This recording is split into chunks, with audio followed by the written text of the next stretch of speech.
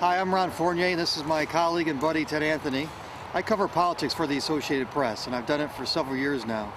And I've done it the way political writers normally do it. We act as if the whole world revolves around the presidential campaign.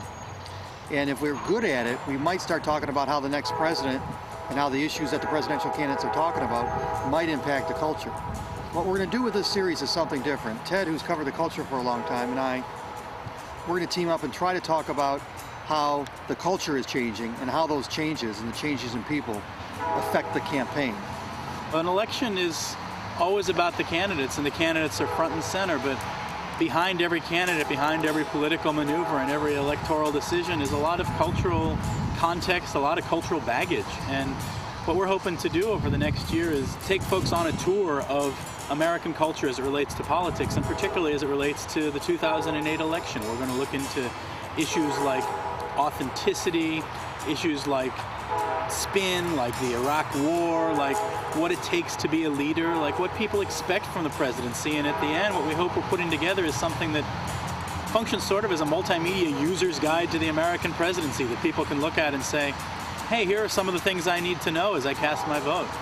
We are undergoing amazing changes. People are moving to this country more than they have in the last 10 decades. People are moving more within the country. Migration within the country is happening at a faster rate than ever. We have a war on terrorism. We have massive changes in technology. The rise of the two-income family in the last 10 or 20 years.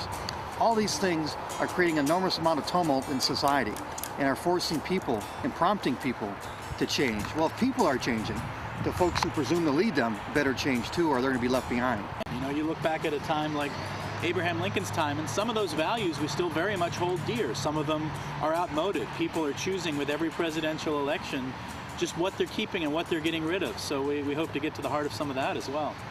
So you take one guy who's come at it from a largely political perspective with a cultural backstory, and you take one guy who's largely come at it from a cultural perspective with some political experience. And it's going to be some writing, some video, some audio, some photography.